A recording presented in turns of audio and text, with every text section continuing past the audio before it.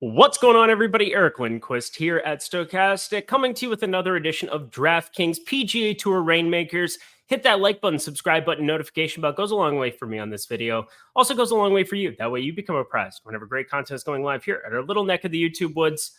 I'm in my garage because the air conditioner's out in the office that we just moved into, and it's a whole thing. And, well, now I got to, well, I guess I don't know. Peloton? You guys like Pelotons? Those are fun. How about a garage? What a garage door. Yeah. Necessity. Necessity is the inventor. It's the greatest inventor. I don't know what the saying is. All I know is that we're getting stuff done here this week. I think I'm going to have a huge week in DraftKings Reignmakers. I'll talk through why. We're looking at the top 50 players here. We're heading to Chicago, and it's the south side of Chicago. I actually don't know if it's in the south side or not, but it's a fantastic golf course that we're looking at here this week. Olympia Fields. We're playing the North Course. It's going to be long. You got two par fives playing over 600. That's always fun. Number 1 and number 15. You've got a couple of these par threes that can play longer than are on the card. 178. You got the 254 one in number 8. That's going to play beastly. That played as the second hardest hole back when they had this event here in 2020. Good stuff. Good stuff. But we got Rory McIlroy. Pretty good form. You know what? Let's actually start by building out my rare lineup here this week. So we have single entry here. Starting to wind down here, but the playoff set gated contest, 20K to first. You're going to want to get yourself access to a couple of those playoff set players, mainly because you can only get them through this contest. Only 2.7K people going to be in that one right now. And then you look at the guaranteed one up here, 3.8. So fewer people are going to be in it. Better opportunity. Huge payout up top. 20K, 10K, 5K. Lovely stuff from the playoff set gated community. But let's got to check my location. Location. Come on now. You know I'm in a garage. Let's go to single entry here to begin things off. And don't forget, NFL, it's about to start. It's right around the corner. There's a lot of great preseason stuff going. But as you can see, specifically have myself 4 rare cards. And I've got Denny McCarthy. He ended up making his way into the top 50. Eric Cole, awesome. Sam Burns, you're a disappointment, even though you made a hole-in-one last week. Nifty stuff. And JT Poston, not the best grouping of cards, but anything on a short field event is pretty darn live. So again, I'm just going to be an absolute homer and click on him here. I'm going to save Rory for a single entry there in the core one, but I've got a couple of Colin Morikawas here that I've kind of just kept around here. I'm going to go to his booster, and then I'm going to round out because I know the guys that I have. It's Poston. We're going to round it out with McCarthy. The last one I had, now I forgot. See, this is amazing when that happens, but I want to get myself to that analysis. Per usual, friends, we're going to get ourselves, it's Eric Cole, of course. We're going to get ourselves to the single entry. We're going to build out my single entry lineup. Then I'm also going to give you a couple of targets, an expensive target, mid-range target, cheap target. We've only got the 2 playoff events left here. So 2 massive opportunities with big player pools. And I've talked about this from the get-go. I was going to get myself ready for the FedEx Cup playoffs and just try to make sure that I'm reacting to news. And I did a pretty good job of reacting who is going to be there in the tail end of the top 50. But now you're looking at a pretty bunched up grouping where anybody, it's like what, quadruple points or something. You have an opportunity for anybody to play themselves into the FedEx Cup finals, this top 30. So all these cards, everybody that you have, I'm going to call them pretty live. And if I had to start with one player this week, I'm going back to Rory again. I talked about him last week. He continues to be the apple of my eye. Can we just get the putter to be able to do the things that it's supposed to do? Actually, it was kind of a combination of things because the putter started coming together over the weekend, but around the green game was actually poor. He gained 1.4. The cool story of him cutting down his putter a quarter of an inch. He had his caddy take the putter to like Edwin Watts, which is, you know, Roger Dunn to the West Coast, or PGA Superstore or Golf Galaxy. Basically goes in there. It's like, hey, I need this putter cut down a quarter of an inch. And the guy's like, oh, well, your golfer's not going to notice. He goes, it's Rory McIlroy. He's like, yeah, he's probably going to notice. Like, going to notice a quarter of an inch. But Rory McIlroy, he starts, what is his current price in terms of cards? Because Scotty Scheffler is still the most expensive. I talked about it. Rory, come the FedEx Cup playoffs, he just always plays well in this damn thing. He played well last time. 3rd. Just finished outside of that playoff there between Lucas Glover and one well, why can I not think of the name off the top of my head? Lucas Glover and Patrick Cantlay, of course. So there you go. Rory McIlroy, the ball striking's impeccable. 4.4 off the tee, 4.7 with the irons. And he's been doing that for a couple months now. Talked about it. He's very good at golf. Now, we can just stack this lineup with Scheffler, Rahm, Hovland, Schauffele. I have all the cards of all the guys you would want here on the top end, except for, of course, Patrick Cantlay. I ended up selling this week, mainly because I thought I could turn that into something else here, and I probably will. I could have just bought more cards. It's always fun, too. But I want to go to Scotty Scheffler, and I'm going to save Rahm for a captain of the large field GPP lineup yet again, mainly because Scheffler, we can kind of see it in the form that he is a distant putter away from putting himself into contention here. T31, T23, coming off of his back-to-back worst finishes of the entire PGA season. How dumb is that to say out loud? Yeah, I guess T45 to start off the year, but that hardly counts because 2022. In 2023, the guy has been unstoppable until the last 2 weeks. However, last week, high variance golf course, you don't have the putter intact. You did need to putt well. And well, this week, it sets up more as a ball striking extraordinaire. So if instead of going the McIlroy, Scheffler, Rahm route, which I do think a lot of people like me who might buy the top cards and have access to the top cards, you're just basically saying, you know what? I'm going to spread out my exposure and try to get different in GPPs, mainly because it'll come down to serial number. If you have like all the top serial number guys, sweet. But my Rory's nearly 2,500. Scheffler's nice at 52. Could have used that earlier this year. But anyway, I'm going to skip Rahm here simply because let's talk a little bit about how this golf course sets up and who I should be paying attention to, who I want to get exposure to. And I'm pretty positive that we're going to get a lower owned Tyrrell Hatton coming off of last week. Tyrrell Hatton, now in Reignmakers, I mean, he will be not in as many of the best made lineups coming off of a 43rd, coming off of that 20th at the Open Championship. But he's another guy that, like Scotty Scheffler, had just ridiculous form. Hadn't finished outside of the top 34 in a single event since the T40. I think that would have been Phoenix, 216. Yeah, middle of February. I think that was Phoenix. It wasn't Pebble because he didn't play. Did he play Pebble? He didn't play Pebble. It was a week after. Yeah. So anyway, Super Bowl weekend. Yeah, it would have made sense. Tyrrell Hatton just had impeccable form and does it in a myriad of ways as well. Look at that word of the day, myriad. We've got Tyrrell Hatton, 15th in strokes gained approach amongst this field, but he's got the superpower of the off the tee putter combination, 6th amongst this field in his last 50 rounds and 8th with the flat stick in his last 50 rounds as well. So overall, Tyrrell Hatton, I do think he will come in slept on. He's sitting at $4. Pretty positive it'd be difficult for him to play himself out of Eastlake. So Tyrrell Hatton, give me all of that you got in a bag of potato chips at much lower ownership amongst single entry lineups, amongst people putting their best cards together. I do think he comes in very underutilized here. Now, Max Homa started to play some better golf, but this sets up more as a major test, and he's played difficult golf course as well. Finished second at Riv this year. Where's that second? Won at Torrey Pines. That's pretty good. Heard that place is difficult. So, yeah, there you go. Then Riv 2. That's good. It's good to finish second at hard golf courses like this. I will say he's up to $5.94 now. His price has been fluctuating and people don't really know. You're hot, then you're cold. You're yes, then you're no. Katy Perry style. But I am going to be playing Max Homa in single entry here. I do think this golf course sets up pretty well for him. Again, he's not the guy that I necessarily want to go shoot 25 under. 25 under will not be the winning score this week at the North Course at Olympia. It's just not going to happen. It sets up far more difficult of a test. And I think that's where Max Homa can really go out, put it together for you, make me happy, drop down, get you eagle on, son. Let's go. So to round it out, I want to get another good player because we'll get to the large field GPP where we're going to be scrimping the bottom of the barrel here with a couple of guys that I do have interest in. You can see Denny McCarthy.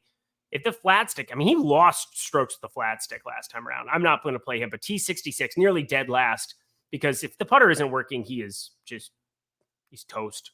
But anyway, let's get ourselves here because I think there's one guy in particular that I want to be getting to for this golf tournament, and it's Corey Connors. I do think this is a great golf course for ball strikers. I think you're going to look at off the tee combination along with iron play. And does Corey Connors have the best form of anybody here? No. No, he's got a couple of cuts in the middle of it, but this is a no-cut event. And you saw what he did. He ramped it up after a 72 there on Friday. Ball in hand, of course. So, take that for what it is. But 65-65 scored pretty darn nicely on it. I find TPC Southwind to be pretty difficult. And again, this is going to play longer, much longer than what you saw last week. And I'm finding it to be just more of a ball striker heavy situation for me, getting to players like Corey Connors. And I doubt anybody is going to play the combination of their cards of Scheffler, Rory, and then going to Corey Connors. Like, that just feels very unlikely unless it's the only cards that you have. He's further down the list. I don't think he's getting any steam whatsoever, but he was a guy that I kind of came around to this morning in terms of betting, with 7th strokes gain off the tee and 14th strokes gain putting. 14 strokes gain approach. The putter, 41st. He's terrible at the whole putting thing, but 8th overall in strokes gain ball striking. If this golf course sets up tough, if it sets up long, and if he can flip the irons, which again, were negative last week at the FedEx St. Jude, found 3.3 with the putter. Obviously, you're shifting from Bermuda to Penn, so that's different. But Corey Connors, nobody's going to be clicking on him. So in large field GPPs, I think he also makes a great target. I'm utilizing him here in single entry in a lineup that I don't think there's going to be any duplication. I would, unless you're watching this video and you just copy me and then you say, I have a lower serial number. Cool. Maybe I have to switch out one again. Maybe I switch out Homa. You never know. Got to leave you thinking. So I'm going to submit that one. I think that makes a good single entry build. Again, that Morikawa, I'm doubling down because I'm playing him in that rare. I only have the 4 rare cards left. I sold off some other ones. Let's jump to the large field, though. This is what you always are waiting for. The moment you've been waiting for. George Washington Hamilton. Anyone? It's good stuff. Anyway, John Rahm talked about it. He's going to be my captain. Oh, captain, my captain. There we are. I have had him as the starter pack. I started with him in the starter pack at the beginning of this season. He was hot, and he was more expensive than Scotty Scheffler for a long time. Well, no, for like 2 weeks. And then Scotty Scheffler won the PGA champion, or the Players Championship. So anyway, we're continuing down the line, friends. You have Victor Hovland playing some really good golf. He came about it and then fell apart there a little bit. He also finished with a double during that 65. I don't know if anybody was watching the coverage on Saturday, but Victor Hovland, do you think he's a decent enough target? We'll click him in, and then we'll get to my expensive guy, my cheap guy. We'll round it all out with my punt du jour. And it shouldn't surprise anybody who's seen my content who I'm going to be recommending in that department. But from an expensive standpoint, you can see here that, you got your Schefflers, your Cantlays, your Hattons. Now he's gotten cheaper there at $4, and I'm playing him in single entry. Again, nobody wants to click on that one. But Colin Morikawa, it's $3.34, and I'm having a tough time making sense of it. Now, I'm going to call him my expensive golfer because you've got $3+, you got the $2 to $3 range, and then you got sub $2. Somebody who would really have to play well to get into that FedEx Cup finale over at East Lake in Atlanta, which I think I like the playoffs more than most casual golf fans, or more than most diehard golf fans, if you will. A lot of diehard golf fans not that excited about FedEx Cup playoffs. There's a lot of money to be made in Reignmakers, so we're all excited about that. But overall, I do really like the golf course. I like the way that it sets up. I think it's a fair test. East Lake is, even though Rory McIlroy just bashes people's face in on it. All right, friends. Who do you think I'm going to? Hideki Matsuyama, friends. This is a ball striking extraordinaire type golf course. At least that's the impression that I'm under. You had Dustin Johnson and John Rahm dueling in 2020 going at it. This is obviously bounced around venues, but Hideki Matsuyama, he's just that ball striking extraordinaire kind of guy. I keep saying ball striker extraordinaire. I should really find another descriptor to really throw it in there for you. I mean, maybe it's just me. I'm in a garage, but 7th in strokes gain approach, 22nd strokes gain off the tee amongst this field. There's only 50 guys, so that's cool. And then 25th in DK scoring, which isn't as good, but this is a boom bust profile. This is a long shot type play, and he needs to play well. He needs to get it going here. He lost 1.3 strokes gained off the tee. There was obviously some water lurking there. A little bit less so here this week, like drastically less so. Just a lot of long rough, but Hideki, he's the kind of guy who can shoot 63 64 on a difficult golf course and make it look a lot easier than it should. And I just think that I'm going to take, he's had some experience at least on this golf course, which isn't always going to be said for the other guys that are in his range. He's also, outside of the top 25, top 30 guys on the FedEx Cup list, he's the best player out of pretty much anybody there. So Hideki Matsuyama sitting in that $2 to $3 range. I know it hasn't been as good of a season for him, and we can go through some of his results here, but you've got some decent enough stuff from him. 16th there last week. Had the missed cut. There's no cut. That's the other part of this too, friends. You give me Hideki, he's going to shoot 65 even on a difficult golf course at least once over 4 rounds. He's that dude. So I love getting to Hideki. Again, what was his price again for the low? $240, sub $10 for the rare. If you're trying to round out a lineup with somebody, or you've got an odd number of cards because you were, obviously lost some players like I did to the casualty of being from 51 to 70 last week. There you go. Hideki Matsuyama makes a great ad, but I'm not going to be playing Denny McCarthy because, again, the putter, that just freaks me out seeing stuff like that. Obviously, I'm going to play his cards.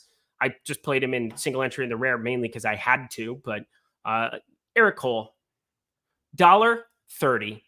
Come on, guys, what are we doing here? Eric Cole has been playing sublime golf. And again, even with a no cut, 16 birdies that he put together for the people last week, avoided the doubles. And that's something that's kind of nice too. 1, 2, 3, 4. Only 2 doubles now in his last, what would that be?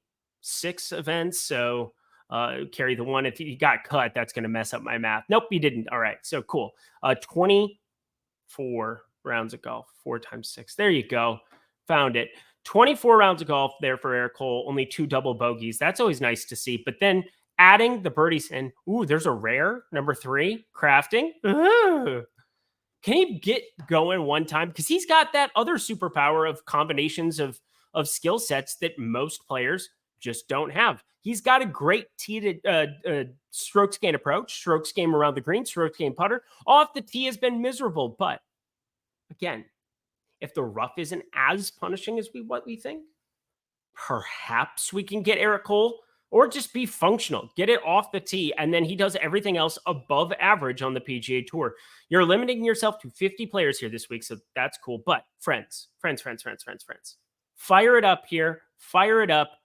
Eric Cole, we've just been going back to the well on him here. I would love if he could play himself into that FedEx Cup finale. Unlikely, but would be awesome. Sam Burns, also $1.30, coming off of burning everybody. It's in his name, friends. You should expect it. JT Poston, $1.25.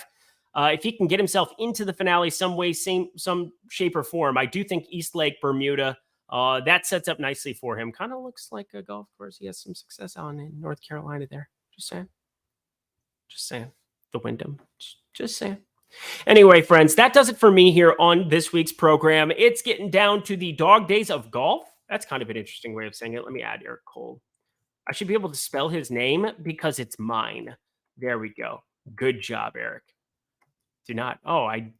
They need to find my location again. All right. Well, they find my location and I get myself out of here. Don't forget to check out Reignmakers in the UFC streets. They've got a huge card for this week, and I know I'm going to be participating in that. They've got a huge NFL preseason assortment of goods. So yeah, you can go to the lobby here and check it out.